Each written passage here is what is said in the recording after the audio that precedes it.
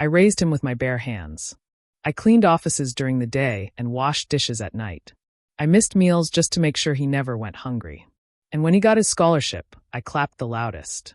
I didn't buy new shoes that winter, because I used the money to buy his plane ticket to university. So imagine how it felt when my son stood in front of me last week and said, with a smile that didn't reach his eyes, "Mom, this dinner is only for special guests. It's not really for you." At first, I thought he was joking. I even laughed a little and asked, "What do you mean, sweetheart?" But he didn't laugh back. He looked awkwardly to his wife, my daughter-in-law, who just folded her arms and tilted her head like she was watching something pathetic. "We're hosting the biggest investor dinner of the year," she said slowly, like I didn't understand English. "Important people will be there. People from the company. Friends who matter. Not family." I blinked, confused. "But I'm family." She smiled. Not kindly. Coldly. "You're his mom. But that doesn't make you a special guest." That's when it hit me. They weren't joking. They were actually serious. My own son didn't want me at his dinner. The dinner I helped him reach through years of sweat, tears, and silent prayers. I swallowed the knot in my throat and tried one more time. "But you always said when you make it big, I'd be sitting at the head table." He looked down at the floor. "Things changed, Mom. It's a different world now.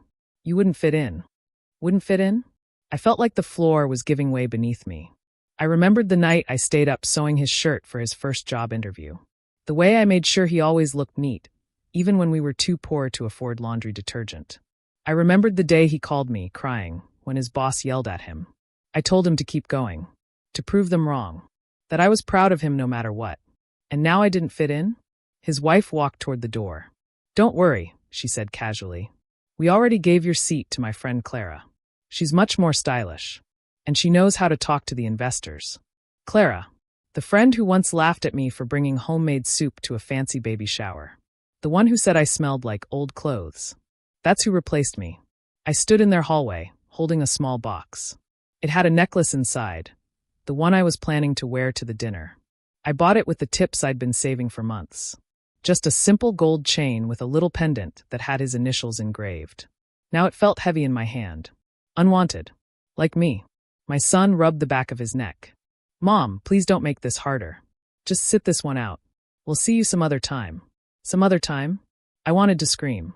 I wanted to ask him if some other time included all those years I sat outside his classroom because we didn't have bus money and I couldn't leave him alone. Or the time I walked 6 blocks in the rain just to bring him his science project because he forgot it at home. Was I only good for those moments? But I didn't scream. I just nodded, gently placed the box on the side table, and turned to leave. "Good night, my son," I whispered. He didn't respond. I walked out into the cold evening, the streetlights flickering above me. The wind stung my cheeks, but it was nothing compared to the sting in my heart. I didn't want revenge.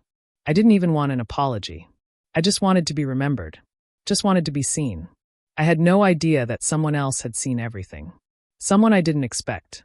Someone who hadn't forgotten me. Someone who still remembered who I was long before the suits and champagne ever existed. And that someone was waiting for me just a few steps away. But I'll tell you about him soon. Right now, I want to tell you what it feels like to stand outside the door of your own child's success and hear it slam shut in your face. I didn't sleep that night. Not a single minute. I sat in my small living room, staring at the clock, hearing it tick like it was counting down to something. Maybe to a new version of my life. The version where I wasn't welcome anymore. I kept thinking, why did he remove me from the guest list? Was I embarrassing? Was I not enough anymore? At 3 a.m., I opened my purse and found the little piece of paper I had written the restaurant name on. Villa Rosa. His favorite Italian place. I remembered saving for months just to take him there on his 21st birthday. He'd ordered spaghetti and said it was the best meal he'd ever had. Back then, I had no idea that same place would one day close its doors to me. I told myself maybe it was a mistake. Maybe there was some confusion. Maybe he forgot to include my name by accident. Mothers hold on to hope like that, even when it's painful. So the next morning, I called the restaurant. A young woman answered. "Hi, I'm just calling to confirm a reservation under my son's name. Daniel Martins. I believe I should be listed as a guest." There was a pause. I could hear her typing on a keyboard. "Ah yes," she said finally. "Dinner for 12, private room, Thursday night." Hmm. I see the names here. Clara Rodriguez is confirmed as guest number 12. Clara, the wife's friend. And, is there a Maria Martins on the list? I asked quietly. Another pause. No, ma'am. Sorry. Your name isn't here. I didn't say anything. I just ended the call politely. My hands were shaking. It wasn't a mistake. He had truly replaced me with Clara, the woman who once mocked my accent at a family barbecue. The one who wore designer heels and talked like she was too good for homemade food. Now she would be sitting where I was supposed to sit, smiling at investors, laughing at jokes, eating the same pasta I once bought him when we had nothing. That afternoon, I got a message from my neighbor Anna. Anna, hey, saw your son's wife's Instagram story. Dinner looks fancy. Didn't see you in the pics though. Everything okay? I didn't reply. I just put the phone down. I wish I could say I felt angry, but I didn't. I felt invisible. It's strange when you raise a child who becomes someone else. Not evil, not cruel, just someone who forgets where he came from. Later that night, I packed the necklace back in its box. I was going to return it. No point in keeping something that was never meant to be worn. I was halfway through putting it back in the drawer when I stopped and asked myself, why am I hiding? I had never begged anyone for a seat at any table. I built my own table. I raised a man. I never expected luxury or thanks, just respect. And now I didn't even have that. I decided to go to the restaurant. Not to fight. Not to beg. Just to see. I put on my nicest blouse, deep purple with tiny pearl buttons. I brushed my hair, sprayed on some old rose perfume I hadn't used in years, and wore the gold necklace anyway. When I reached Villa Rosa, I stayed outside for a while just watching. There it was, the private room in the corner, lit with golden lights, the laughter echoing out the windows. I saw my son standing near the window, raising a glass of wine. He looked confident, successful. Next to him stood Clara, hair perfectly styled, lips red, laughing loudly at something he said. And just behind them was an empty seat. That's when my heart stopped. There were only 11 people seated. Not 12. Which meant Clara hadn't taken my spot. She'd been added. And I had been removed. On purpose. Not because of space. Not by accident. My name was taken off. Like I was a mistake. A smudge on their perfect evening. I stood in the dark, just watching them laugh and eat and drink like nothing had happened. Like I had never existed in that story. But then, something unexpected happened. The door to the restaurant opened. A man in chef's uniform stepped out, talking to a waiter. I recognized him. I wasn't sure why at first, until he looked my way. And froze. He stared at me for a moment, eyes wide, then whispered something quickly to the waiter and rushed back inside. I was confused. Who was he? Why did he look at me like he'd seen a ghost? I turned around to leave. I had no intention of causing a scene. But just as I stepped off the curb, the restaurant doors burst open again. And that same man came running out, apron still on, tears in his eyes. Signora Maria? I turned slowly. Yes? He came closer, then dropped to his knees right there on the sidewalk. My God, it's really you. I told them you'd come one day. I prayed for it. I stared at him, stunned. I'm sorry, I said softly. Do I know you? You probably don't remember me, he said, standing up. But I remember everything. You used to work at the community center years ago. The kitchen. I was the boy who burned rice every day. You showed me how to make garlic butter. You made me believe I could be more. That's when it hit me. Mateus. He nodded. And then he hugged me. Tightly. I hadn't felt a hug like that in years. One that said thank you. Without using any words. He stepped back and wiped his face. Please come in. That dinner in there? It doesn't matter. You're the reason I'm the head chef today. You taught me how to cook. How to stay kind even when the world wasn't. I looked back toward the restaurant. My son was still laughing. He hadn't even noticed I was there. But someone else had. Someone who remembered the version of me before life tired me out. Someone who saw me when I was still just a tired woman in a soup-stained apron, teaching a hungry boy how to chop onions without crying. And now that boy had grown into a man. A man with a kitchen. A man who still remembered. Come, Mateus said gently. Tonight, you don't sit at the table. You own the table. I didn't know what to say. But for the first time in years, I smiled. I didn't sleep that night. Not a single minute. I sat in my small living room, staring at the clock, hearing it tick like it was counting down to something. Maybe to a new version of my life. the version where I wasn't welcome anymore. I kept thinking, why did he remove me from the guest list? Was I embarrassing? Was I not enough anymore? At 3 a.m., I opened my purse and found the little piece of paper I had written the restaurant name on. Villa Rosa. His favorite Italian place. I remembered saving for months just to take him there on his 21st birthday. He'd ordered spaghetti and said it was the best meal he'd ever had. Back then, I had no idea that same place would one day close its doors to me. I told myself maybe it was a mistake. Maybe there was some confusion. Maybe he forgot to include my name by accident. Mothers hold on to hope like that, even when it's painful. So the next morning, I called the restaurant. A young woman answered. Hi, I'm just calling to confirm a reservation under my son's name. Daniel Martins. I believe I should be listed as a guest. There was a pause. I could hear her typing on a keyboard. Ah yes, she said finally. Dinner for 12, private room, Thursday night. I see the names here. Clara Rodriguez is confirmed as guest number 12. Clara, the wife's friend. And, is there a Maria Martins on the list?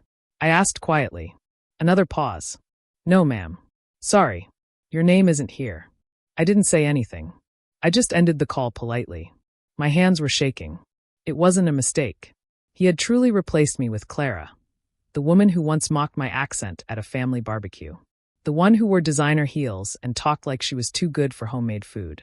Now she would be sitting where I was supposed to sit, smiling at investors, laughing at jokes, eating the same pasta I once bought him when we had nothing. That afternoon, I got a message from my neighbor Anna. Anna, hey, saw your son's wife's Instagram story. Dinner looks fancy. Didn't see you in the pics though. Everything okay? I didn't reply. I just put the phone down. I wish I could say I felt angry, but I didn't. I felt invisible. It's strange when you raise a child who becomes someone else. Not evil, not cruel, just someone who forgets where he came from. Later that night, I packed the necklace back in its box. I was going to return it. No point in keeping something that was never meant to be worn. I was halfway through putting it back in the drawer when I stopped and asked myself, why am I hiding? I had never begged anyone for a seat at any table. I built my own table. I raised a man. I never expected luxury or thanks, just respect. And now I didn't even have that. I decided to go to the restaurant. Not to fight. Not to beg. Just to see. I put on my nicest blouse, deep purple with tiny pearl buttons. I brushed my hair, sprayed on some old rose perfume I hadn't used in years, and wore the gold necklace anyway. When I reached Villa Rosa, I stayed outside for a while just watching. There it was, the private room in the corner, lit with golden lights, the laughter echoing out the windows. I saw my son standing near the window, raising a glass of wine. He looked confident, successful. Next to him stood Clara, hair perfectly styled, lips red, laughing loudly at something he said. And just behind them was an empty seat. That's when my heart stopped. There were only 11 people seated. Not 12. Which meant Clara hadn't taken my spot. She'd been added. And I had been removed. On purpose. Not because of space. Not by accident. My name was taken off. Like I was a mistake. A smudge on their perfect evening. I stood in the dark, just watching them laugh and eat and drink like nothing had happened. Like I had never existed in that story. But then, something unexpected happened. The door to the restaurant opened. A man in chef's uniform stepped out, talking to a waiter. I recognized him. I wasn't sure why at first, until he looked my way. And froze. He stared at me for a moment, eyes wide, then whispered something quickly to the waiter and rushed back inside. I was confused. Who was he? Why did he look at me like he'd seen a ghost? I turned around to leave. I had no intention of causing a scene. But just as I stepped off the curb, the restaurant doors burst open again. And that same man came running out, apron still on, tears in his eyes. Signora Maria? I turned slowly. Yes? He came closer, then dropped to his knees right there on the sidewalk. My God, it's really you. I told them you'd come one day. I prayed for it. I stared at him, stunned. I'm sorry, I said softly. Do I know you? You probably don't remember me, he said, standing up. But I remember everything. You used to work at the community center years ago. The kitchen. I was the boy who burned rice every day. You showed me how to make garlic butter. You made me believe I could be more. That's when it hit me. Mateus. He nodded. And then he hugged me. Tightly. I hadn't felt a hug like that in years, one that said thank you, without using any words. He stepped back and wiped his face. Please come in. That dinner in there? It doesn't matter. You're the reason I'm the head chef today. You taught me how to cook, how to stay kind even when the world wasn't. I looked back toward the restaurant. My son was still laughing. He hadn't even noticed I was there. But someone else had. Someone who remembered the version of me before life tired me out. Someone who saw me when I was still just a tired woman in a soup-stained apron, teaching a hungry boy how to chop onions without crying. And now that boy had grown into a man with a kitchen, a man who still remembered. Come, Mateus said gently. Tonight, you don't sit at the table. You own the table. I didn't know what to say, but for the first time in years, I smiled. I stood in the kitchen, the warmth of the stove filling the air, the scent of fresh herbs rising with the steam.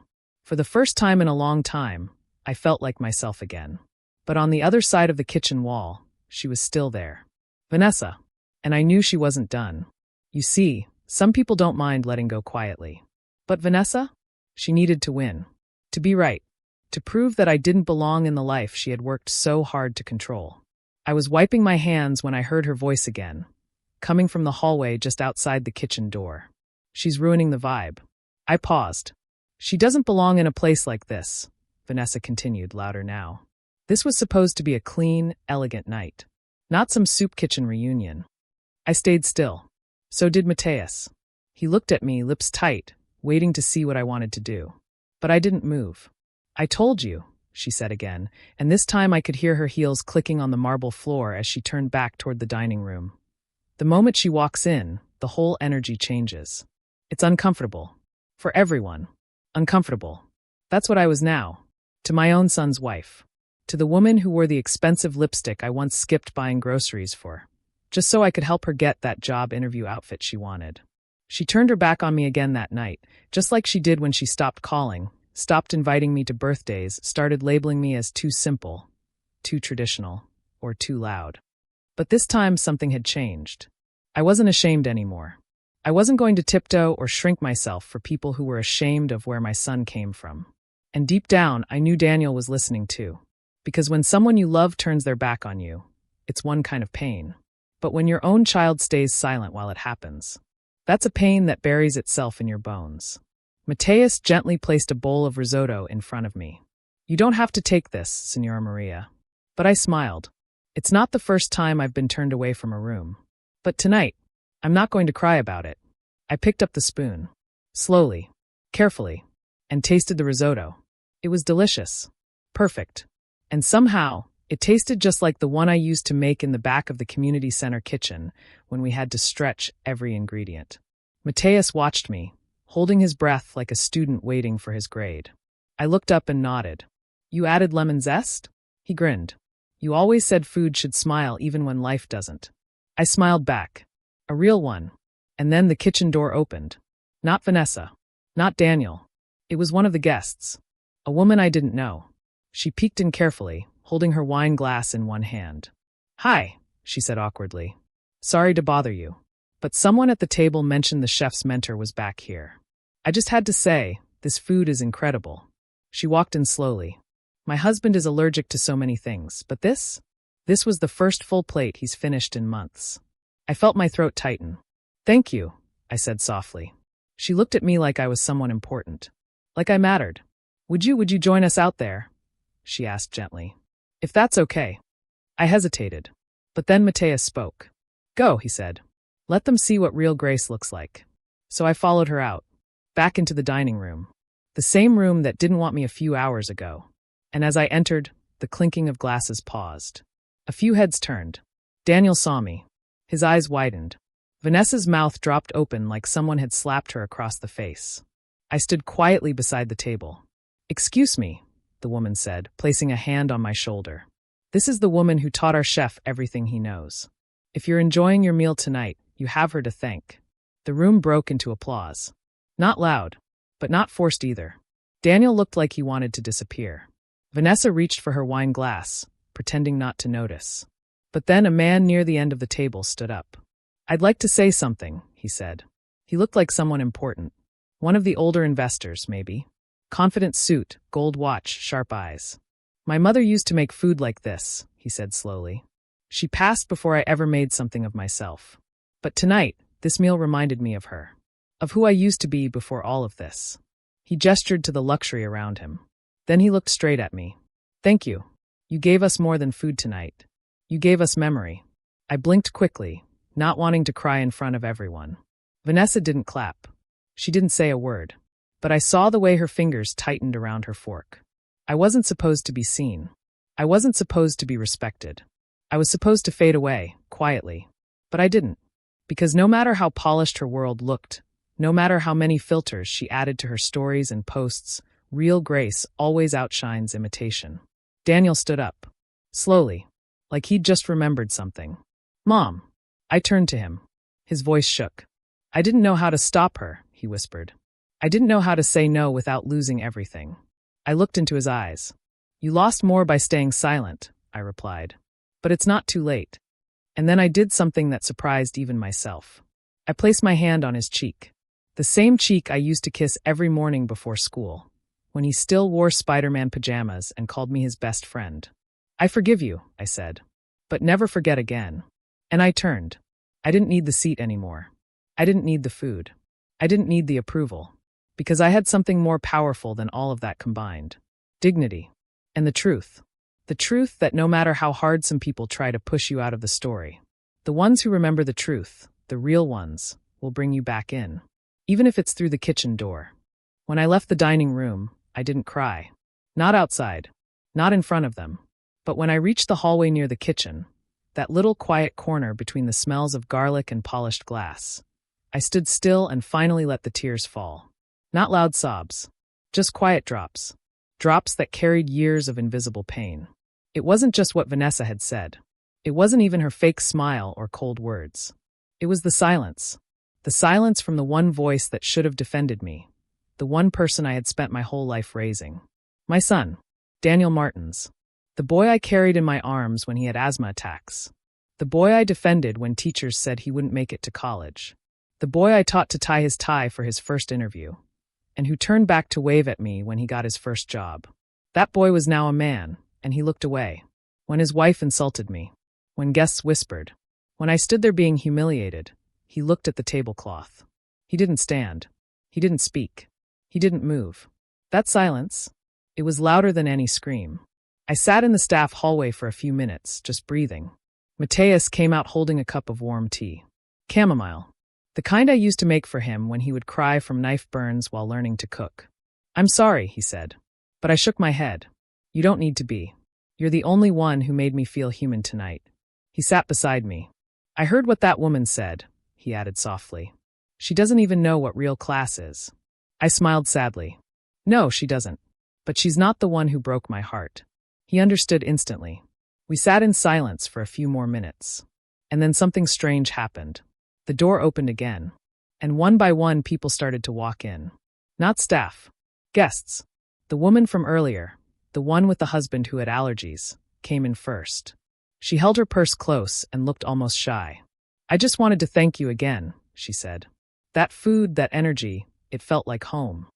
Before I could answer, a tall man entered behind her. One of the investors. The same man who stood up earlier and spoke about his late mother. He nodded at me respectfully. I don't usually leave the table during business dinners, he said. But tonight didn't feel like business. It felt like something else. He looked at me, straight in the eyes. Do you mind if I sit for a moment? I blinked. Of course not, I said. And just like that, we were sitting in the back hallway, on staff benches, sharing stories. More guests came. Not all, but enough. One woman said her grandma used to fry plantains the exact same way the kitchen did tonight. Another man said he recognized the broth in the soup, a small-town recipe he hadn't tasted since childhood. One of them even wiped her tears and said, I've spent my whole life eating expensive food. But tonight, for the first time in years, I felt something. They didn't come to impress. They came to remember. And for once, I was the center of the memory. Meanwhile, back in the main room, Vanessa noticed people disappearing.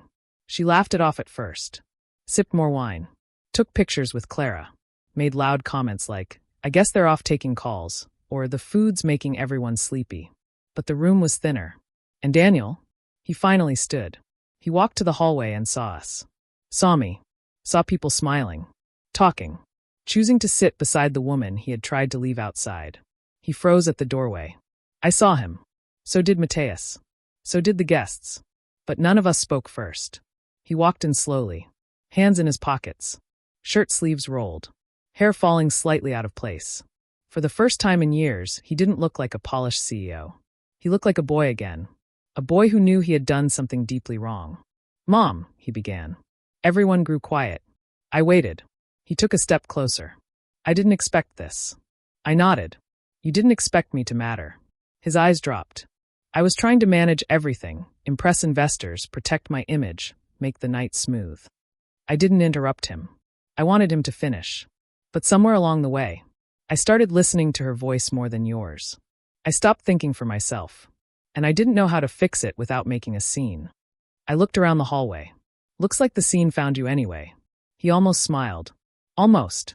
But then his face sank again. "I'm sorry." I didn't answer. Because I wanted the apology, but I also wanted the truth. "Why didn't you speak?" I asked softly. Even one word. When she insulted me. When she told me I didn't belong. You could have said anything. Anything at all. He swallowed hard. "I was ashamed," he whispered. Those 3 words sat in the air like heavy smoke. "I was ashamed," he repeated. "Not of you, but of myself. For letting it get this far. For being a coward in front of the one person who never gave up on me." I finally spoke. "You're not a coward. But you're not a child anymore either. And silence has consequences." He nodded. "I know." He looked around at the guests. All seated around me. One even handed me a small notebook to write down my old soup recipe. "I forgot who taught me to eat," Daniel said quietly. "Not just food, but dignity, respect, courage." His voice cracked. "And I forgot who taught me to apologize." I touched his hand. It was cold, but real. Then something happened I didn't expect. He knelt. In front of everyone. Right there, on the same floor where Vanessa had once stood tall, Daniel knelt. "I can't undo what I did," he said. "But please come back. Not to the table. Not to the party. Come back to me. As my mother." My throat burned. I wanted to yell, "You don't get to pick me up after pushing me down." But I didn't. Because I saw something I hadn't seen in a long time. Regret. Not performance. Not guilt for being caught. But real, aching regret. I reached down. Held his hand. And whispered, "Then don't let me go again." He stood slowly, helped by Mateus. The guests clapped again. Not for the drama. But for the healing. Back in the main room, Vanessa saw Daniel return, not with investors or champagne, but with me by his side. She stood quickly. "What's going on?" she asked, her voice sharp. Daniel didn't answer. Instead, he turned to the table and said clearly, "If you came here tonight to meet power, this is the woman who gave it to me." Then he looked at Vanessa. "She's not just my mother. She's my story. And I won't silence her anymore." Vanessa's mouth opened. But Daniel had already turned away. And for the first time in years, he stood beside me. Not in front. Not behind. But beside. Where a son belongs. That evening, before the applause, before the chef's hug, before Daniel apologized, I was just a mother standing in the cold, watching from the other side of the glass. No one inside the restaurant saw me. Not even him, my son. But I saw everything. The sidewalk outside Villa Rosa was wide and clean, lined with trimmed bushes and little fairy lights wrapped around tiny trees. The kind of place that makes you feel small if you're not dressed for it. I was. Or at least I tried to be. Purple blouse, gold chain, neat pants, shoes I had polished by hand. I even carried a silk handkerchief in my purse in case I got emotional. I didn't know I'd need it so soon. I walked up to the entrance and stopped just before the glass doors. The doorman looked at me once, then down at his clipboard. "Name, ma'am," he asked kindly. I smiled. "Maria Martins. Mother of Daniel Martins. He should have a private dinner inside." He scanned the list with his finger. Up and down. Once. Twice. Then he looked at me and gave a small, polite frown. "I'm sorry, ma'am. You're not listed." I stood there, blinking. "Are you sure?" Maybe he forgot to. He shook his head gently. "Only 12 names on the list. And I've already checked in 11. I swallowed. "The 12th. He smiled. "A Miss Clara Rodriguez. Just arrived." "Clara. Of course." I nodded like it was fine. Like it didn't sting. Like I hadn't spent the entire morning steaming my blouse and practicing what I'd say to Daniel's investors if I got the chance. "Thank you," I whispered. I stepped back from the door. And I didn't cry. Not right away. There was a bench across the street. Half shaded. Half lit. I sat there, my legs trembling a little, and looked through the big window on the side of the restaurant. I saw them. All of them. Daniel at the center of the long white table. Vanessa by his side. Clara 2 seats down. Wine glasses clinking. Bread baskets passed around. Expensive smiles. Designer jackets. I watched as the waiter poured champagne into tall glasses. Daniel stood up. Raised his glass. I couldn't hear him, of course. But I'd seen that moment 100 times in my dreams. I used to imagine him giving a speech one day, pointing at me in the crowd and saying, "This woman made me who I am." But in real life, he never looked toward the window. Never searched for my face. Just smiled, toasted, and laughed like I didn't exist. My fingers gripped the edge of the bench. A couple walked by and gave me a quick glance. I smiled at them, pretending I was just resting. But inside, I was shrinking. Every time the waiters brought out a new plate, I imagined the taste. I remembered the times I skipped dinner, so Daniel could eat more. One time, when he was 12, I made him a pasta dish using nothing but crushed tomatoes, oil, and leftover rice. He said it was the best food in the world. Now he was sitting in a restaurant with dishes that cost more than our weekly groceries. And I wasn't even allowed in the room. I looked up again. That's when I saw Vanessa lean close and whisper something in his ear. He smiled. They laughed together. Like partners. Like a perfect team. And then she placed her hand over his. He didn't move it. I bit my lip and looked away. For a few seconds, I wanted to go home. To disappear. To pretend I never came. But something stopped me. Maybe pride. Maybe heartbreak. Or maybe the memory of a boy who used to cry when I dropped him off at school, then run back for one last hug. I wasn't ready to leave. So I sat and watched until my bones ached from the cold and the champagne inside sparkled like another universe I didn't belong to. That's when the front doors opened. I turned, expecting another guest. Instead, a man in white stepped out. His apron slightly stained, his hat tilted back. He lit a cigarette but didn't smoke it. He just looked around, then looked at me. I didn't recognize him at first, but he stared at me like he knew exactly who I was. Then he stepped back inside in a rush. Seconds later, he came out again. No cigarette. No apron. Just wide eyes and trembling hands. "Senora Maria?" he asked. I blinked. "Yes, it's really you." He looked younger than I remembered. But then again, I had aged too. He hugged me like he'd been holding on to the memory of me for years. That's when the memory hit me. Mateus, the boy who once cleaned pans at the community kitchen, who couldn't tell salt from sugar. The one I gave extra soup to, and who cried when I told him, "One day, you'll be the reason people smile after a hard day." And now, he was the chef at Villa Rosa. The very dinner I wasn't allowed into was being cooked by a boy I once saved from hunger. And he remembered. He didn't laugh. He didn't ask questions. He just said, "Come. You saved me once. Let me bring you in." It's strange how life works. Sometimes the people you raise forget you. But the people you help in silence remember you forever. That's what I learned that night. As I rose from the bench, brushed off my coat, and followed a man into the same room I was once shut out from. Not through the front. Not with permission. But with something much stronger. Respect.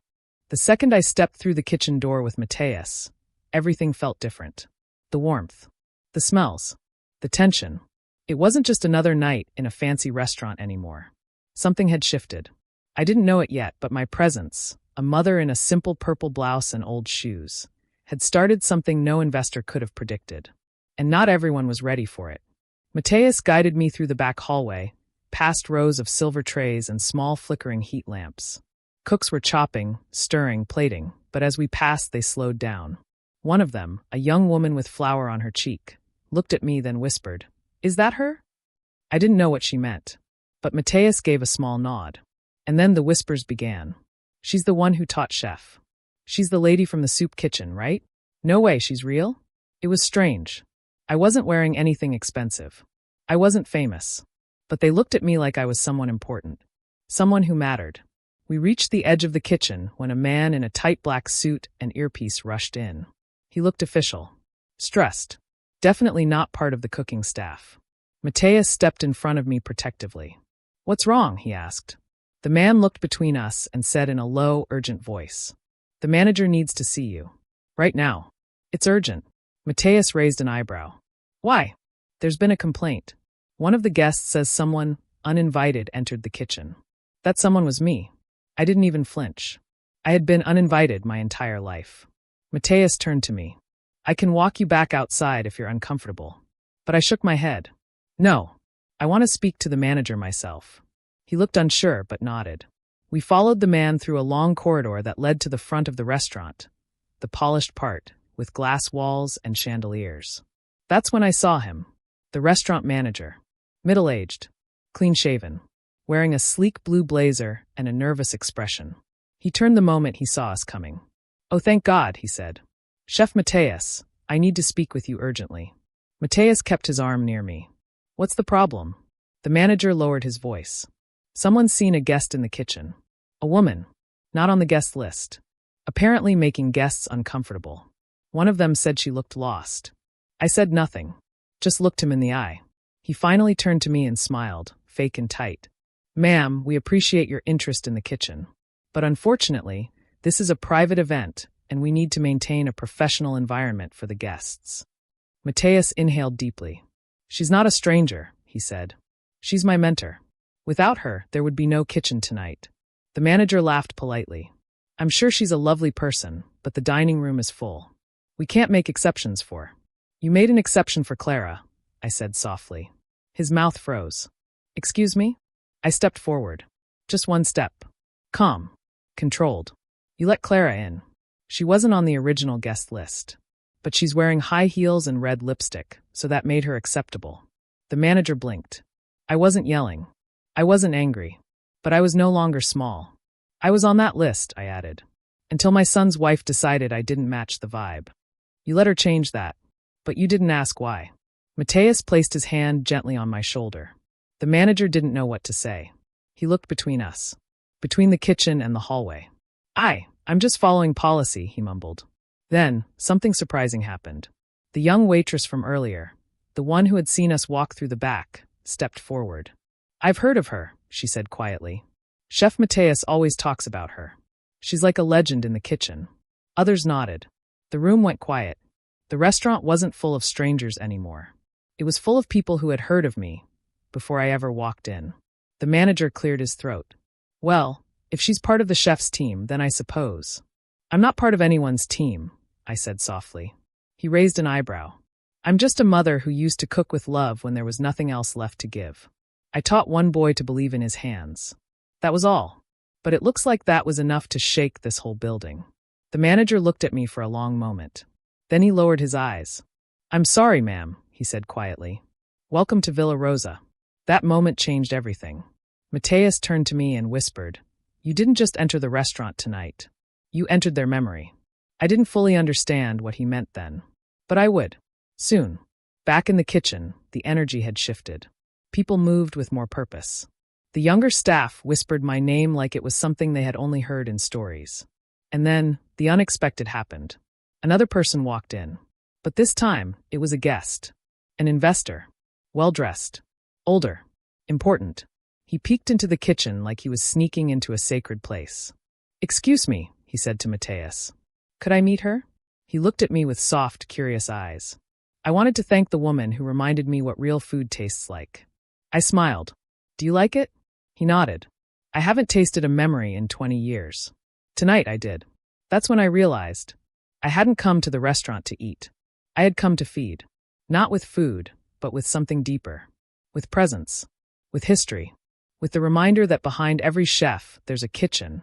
And behind every kitchen, there's a woman who taught someone how to stir a pot without burning it. More guests followed. Quiet at first. Then more confident. They didn't care about the polished furniture anymore. They wanted to see where the flavor came from. They wanted to meet the heart. And without meaning to, I became the center of the night.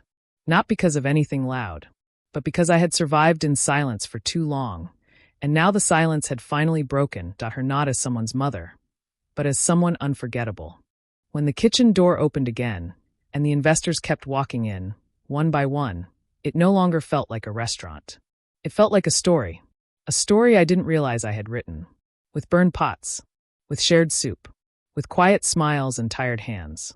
And now, everyone wanted to read it. But the one who told it best was Mateus. He stood beside me like a loyal son. But in truth, I had barely remembered him when I first saw him again. It had been more than 15 years. Back then, he was just a skinny teenager with bruises under his eyes and shaking hands. His clothes always smelled like burnt rice. His words came out like whispers. He never looked anyone in the eye. Except me.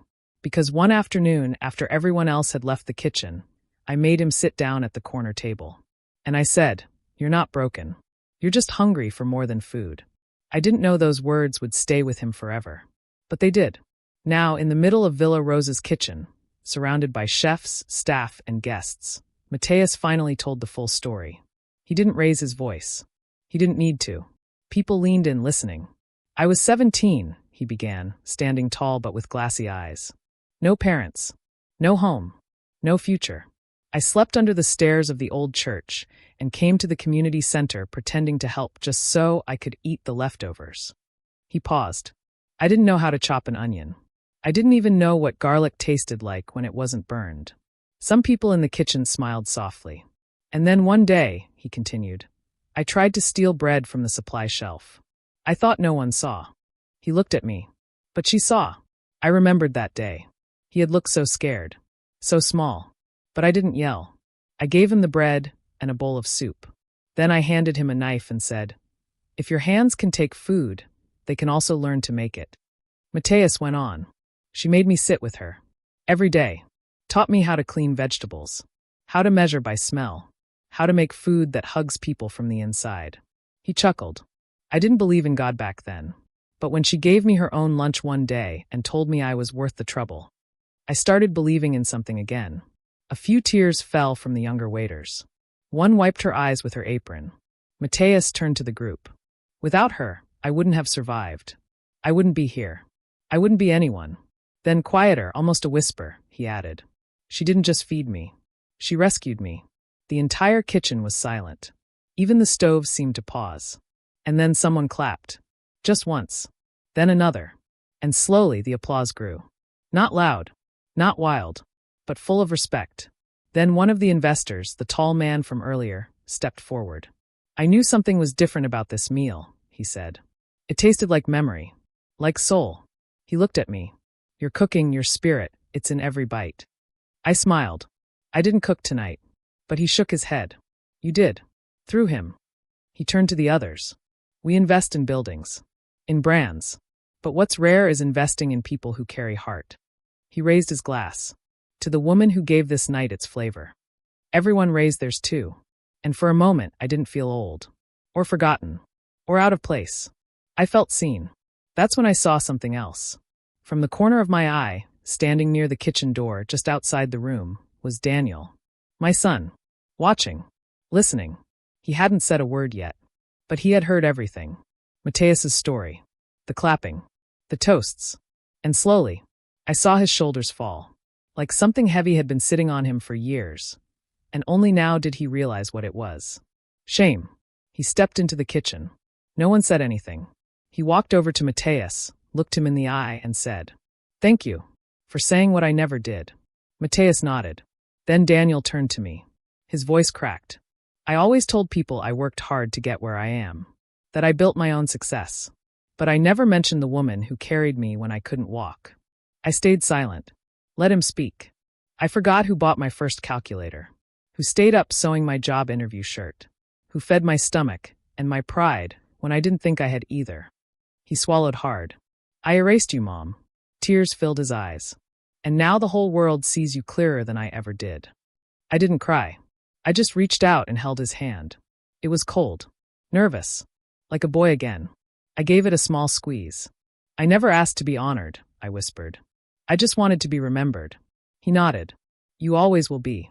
That moment, between mother and son, wasn't grand. There were no violins. No music. But it was real. More real than the wine. More real than the business deals. And somehow that was enough. As the guests returned to their tables, one by one, not a single one passed me without a smile or a soft thank you. Even the younger staff, the dishwasher, the hostess, the new kitchen helper, stopped by to ask my name again. I told them, Maria, and they repeated it with pride, like it meant something now. In the end, I didn't sit at the table. I didn't need to, because that night, I wasn't the guest. I was the foundation. And without the foundation, even the finest table can't stand. Before the handshakes, before the applause, before my son's apology and the quiet forgiveness that followed, there was a single moment that changed everything. A moment I didn't fully understand until later. But now I know. That moment was when the chef saw me and fell to his knees. Let me take you back to the beginning of that night. I was still sitting alone on the bench outside Villa Rosa. The restaurant glowed like something magical behind glass. The sounds of laughter and music floated through the walls, but none of it belonged to me. I was just a mother outside a window. Until the door opened. A man in white stepped out. I didn't notice him at first. He lit a cigarette, looked around, then froze. He stared at me like I had stepped out of a memory. And without a word, he dropped the cigarette, stepped back into the building, and disappeared. I remember thinking, that was strange. But what happened next? That's the part I'll never forget. 2 minutes later, the door burst open again. This time with footsteps. Fast. Heavy. The man in white had returned. But not calm this time. He wasn't walking. He was running. Straight toward me. No apron. No hat. Just wide, teary eyes and trembling lips. He stopped right in front of me. Senora Maria? He asked, almost breathless. I blinked. Yes. And then, without hesitation, he fell to his knees. Right there. On the sidewalk. In front of the restaurant filled with gold chandeliers and million-dollar deals. The chef, the proud, respected, famous chef, dropped to the ground like a child who had finally found something he lost years ago. He didn't speak at first. He just cried. Softly. But the kind of cry that comes from the stomach. The kind that's waited too long to come out. I stood frozen. People walking by slowed down. A valet looked confused. Even the doorman stepped forward, unsure if he should stop it. But I wasn't embarrassed. Not even a little. Because I had seen that same boy cry before, many years ago. Only back then, he was skinny and scared and wearing broken shoes. Now he was in white linen, with strong arms and sharp features. But the tears were the same. The pain was the same. And the soul? Still mine. He looked up at me. Eyes red. Voice shaking. It's really you, he whispered. I told them you were real. I told them you'd come back someday. I prayed for this. I knelt down slowly, held his face in my hands like I used to. Mateus, I said softly. And in that moment, he wasn't a chef anymore. He was the hungry boy who once burned rice, who dropped plates, who thought he'd never be good at anything. He was the boy who told me once, I don't think I matter. And I had said, you do. And one day, you'll feed the world. He never forgot that. He finally stood, wiping his face. Come, he said. Please. Walk with me. Where? I asked gently. To the kitchen. To the place you built. I almost laughed. I didn't build this restaurant. But he shook his head. Not the walls. Not the furniture. But the foundation. The heart. That came from you. So I followed him. Not knowing what was waiting inside. But trusting the boy I once believed in. As we entered the back hallway, he whispered again. Not to me, but to the staff. That's her. The young server blinked. Her who? He pointed gently at me. That's the woman who saved my life. The reason I ever touched a stove. The reason you're all standing in a kitchen that has flavor. And that's when the ripple began. One by one, they started whispering. Is that really her? The one from his story? She taught him how to cook? No wonder the food tastes like this. It was like a legend had stepped into the room. But I wasn't a legend. I was just a woman with tired feet and a broken heart, slowly healing. Later that night, I asked him, why did you fall to your knees? And he said something I'll never forget. Because you gave me dignity before I had anything. And when I saw you standing alone outside, I realized. I never thanked you. Not properly. Not once. He looked down. People clapped for me for years. Magazine covers, awards, interviews. But all that time, I kept thinking, she's out there somewhere, and I never said thank you. So when he saw me, he couldn't stand. Not because he was weak, but because his heart finally broke open. And sometimes, the only way to honor a person is by lowering yourself before them. Not in shame, but in gratitude. People saw him kneel that night. Some whispered. Some judged. Vanessa probably laughed about it later. But others? They remembered it. Because it wasn't just drama. It was truth. And truth doesn't need to be explained. It just needs to be seen. So when people ask me now, what was the most powerful moment of that night? They expect me to say, when Daniel apologized. Or, when the guests clapped. Or even, when the investor offered to fund a scholarship in my name. But none of those compare to the moment a grown man, now a respected chef, looked into my eyes and said, I prayed you'd walk through that door. Because that's not about food. Or fame. Or forgiveness. That's about legacy. And sometimes, legacy isn't a big speech or a plaque on the wall. Sometimes legacy is a young man dropping to his knees in the middle of the street. Because he never forgot who fed his soul. Everything had been leading to this moment. The bench. The necklace. The missing name from the guest list. The stairs. The silence. The walk through the kitchen. The whispers. And finally, the kneeling chef who once believed he had no future. Now we stood at the edge of the dining room.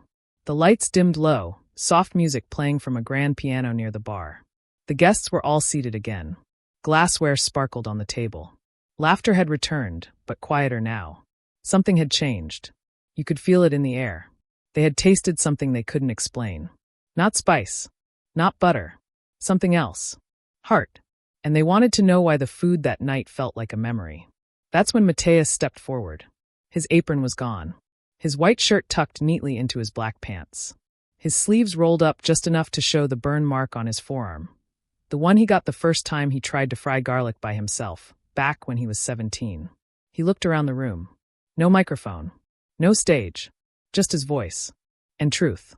Thank you all for coming tonight, he said softly but clearly. I know many of you came for business, for investment, for strategy. I hope the food helped with all of that. A few chuckled politely. But tonight is not just about profit or presentation, he continued. Tonight, something happened that wasn't in the plan. He turned to look at me. And then back to the guests. I want to tell you about someone. He stepped forward. There was a time when I had nothing. No job. No money. No place to sleep. My clothes were torn, and my stomach hurt more than my head because I hadn't eaten for 2 days. He paused. Some guests shifted in their seats. I found myself at a small community kitchen. I lied and said I was there to volunteer. But I was only hoping someone would let me take home a half-eaten roll. He looked down, then smiled. But then this woman, she handed me a full bowl of soup. He pointed gently in my direction. That woman was Maria Martins. She fed me when no one else would. But she didn't just give me food, she gave me purpose. He took a deep breath. She showed me how to peel garlic, how to stir with love, how to fold the towel just right on my shoulder. She told me food should be gentle, not rushed. And that if you can't feel something while you cook, no one will feel anything while they eat. He smiled again, but it was different now. Not proud. Grateful. I was a scared, invisible boy. But she looked at me like I was already someone. Before I even became anything. Then his voice changed. Stronger now. She taught me to cook, when I had nothing. He looked at the guests again. And she is the reason I'm here. For a second, no one spoke. And then, someone clapped. Just once. Then again. Then another. And another. Until the entire room, full of people in suits and gowns, people who drove in black cars with private drivers, were on their feet. Clapping for a woman who once washed dishes in silence. Some of them looked confused at first. Unsure whether it was okay to clap for someone like me. But once one person stood, others followed. Even a woman I hadn't spoken to all evening wiped her eyes and whispered. That's the kind of story my mother used to tell. I sat in my chair, near the kitchen door, not at the front, and held my purse tight in my lap. I didn't know what to do.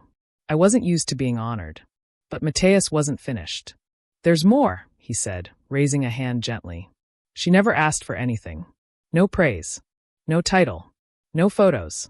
While I was building this restaurant, I told reporters I had many mentors. But the truth is, only one built the soul of this kitchen. He walked to my side, then did something no one expected. He bent slightly and kissed my hand. Tonight, he said, is not mine. He turned to the guests. It's hers. I felt the warmth of his touch in my bones. Not because it was dramatic, but because it was real. You see, there is something sacred about being remembered. Especially after a lifetime of being useful, but not celebrated. Of being needed, but not seen. Daniel stood slowly. He had watched the whole speech with wide, stunned eyes. As Mateus finished, my son stepped toward me. He didn't speak. He didn't have to. He just looked at me, like he had finally really looked, not at my clothes or my seat at the table, but at me. At the woman who packed his school lunches while juggling 2 jobs. At the woman who gave up buying a coat one winter just so he could go on the school trip. At the woman who stood in the rain just to wave at his bus. Now, standing there as the room applauded, he reached for my hand. The same hand Mateus had just kissed. He didn't say, "I'm sorry" this time. He said something even better. I remember now. That was all I ever wanted. Not riches. Not revenge. Not even a seat at the front. Just for someone to say, "You mattered," even when we forgot to say it. I didn't need a microphone, or a spotlight, or a speech.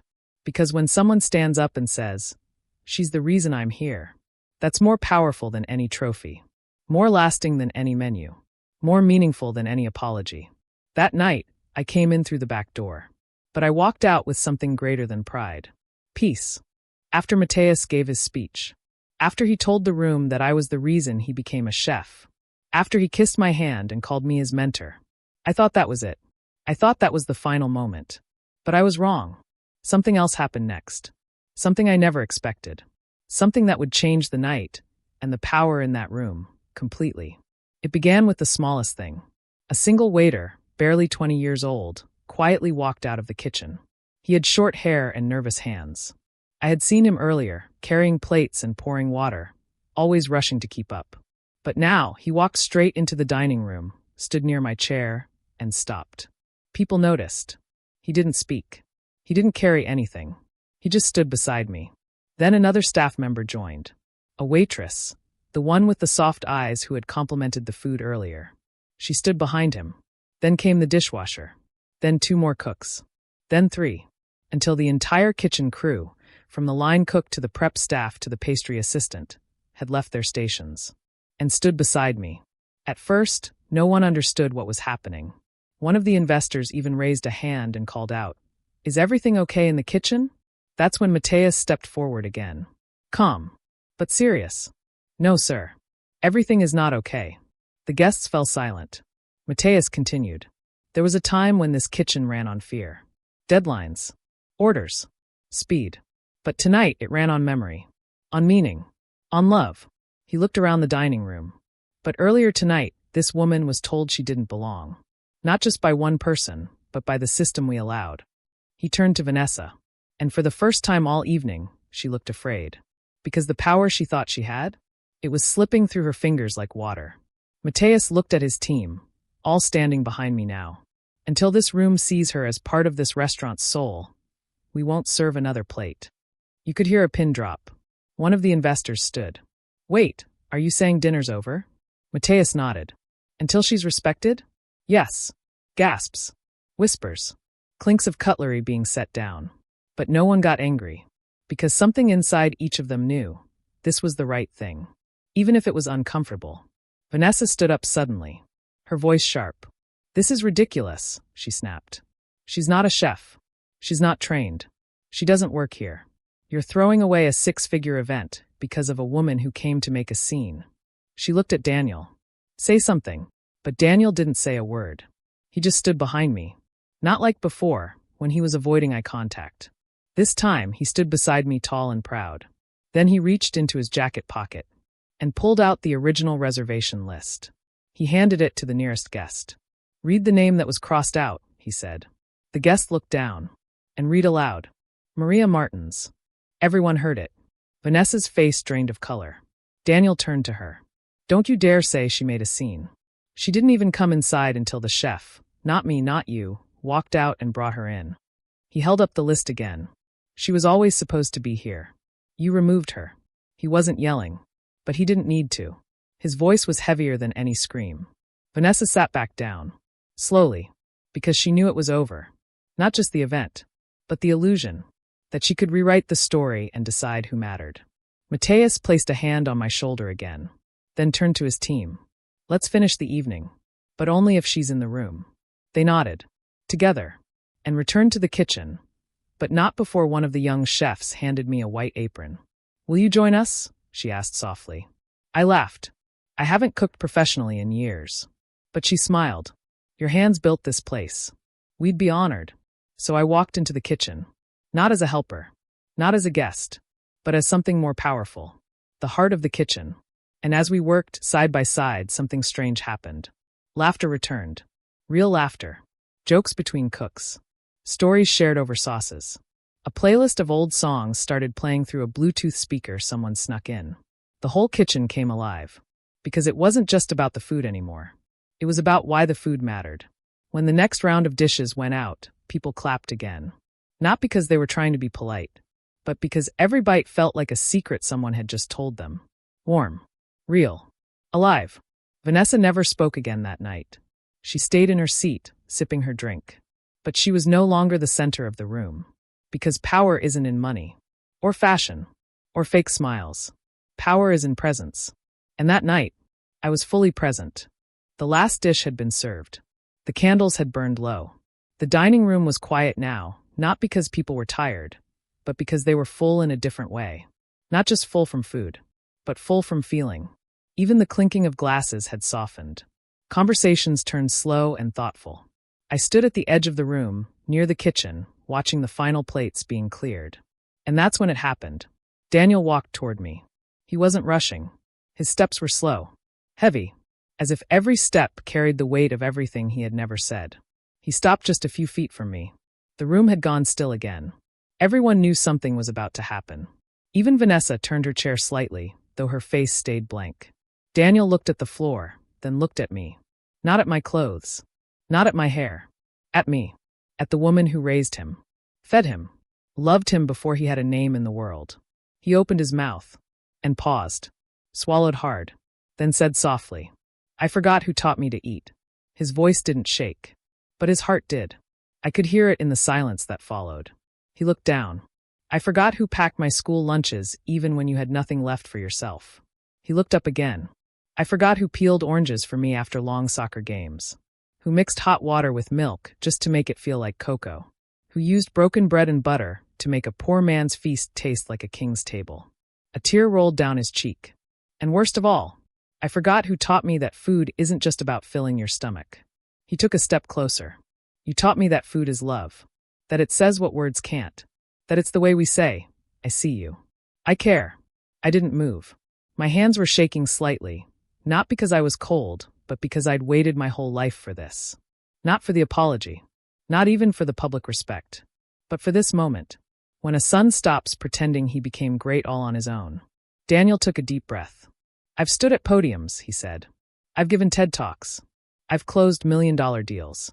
But I've never once told people that everything I am came from a woman who cooked rice with salt water when the stove broke. And still made it taste like home. I reached for his hand. He didn't let go. And in front of the entire room, our family, investors, strangers, he knelt down. Not like Mateus did. Not out of shock. But out of honor. He kissed my hand gently, the way I used to kiss his forehead when he had fevers. Then he said something I'll never forget. Not in this life. Not in the next.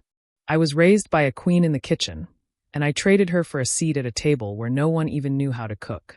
Tears came then. From me. From him. From a few of the guests. Even Mateus wiped his face with his sleeve and laughed. Now you've got me crying in my own restaurant. The room stood again. Not clapping. Just standing. Because sometimes respect isn't loud. It's quiet. Deep. Still. Daniel helped me into a chair. Not just any chair. The head of the table. Vanessa didn't say a word. She picked up her phone, muttered something to Clara, and walked away. And for once, she didn't matter. Not because she lost. But because I had won something bigger. I didn't win applause. I didn't win position. I didn't even win revenge. I won truth. I won recognition. I won my son's heart back. Later that night, as the final guests were leaving, Daniel stayed behind to help clean. He rolled up his sleeves and joined the kitchen team, joking and laughing like he hadn't in years. I stood beside Mateus, watching it all. Never thought I'd see him do dishes, I whispered. Mateus smiled. You brought him back down to earth. I nodded. That's where food lives. On the ground. Not in the sky. He looked at me. Would you come back? Once a week. Show my team a few of your old recipes. I smiled. I don't need a title, Mateus. He shook his head. You already have one. He raised a towel and waved it like a flag.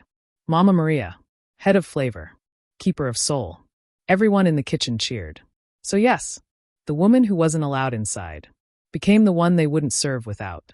The mother who was erased from a reservation became the name they couldn't stop repeating. And the boy who looked away in shame knelt down in front of her and said, I remember now. And that, my friends, is how you take back your seat at the table, without ever raising your voice, only raising your worth, with quiet strength, with dignity, with love.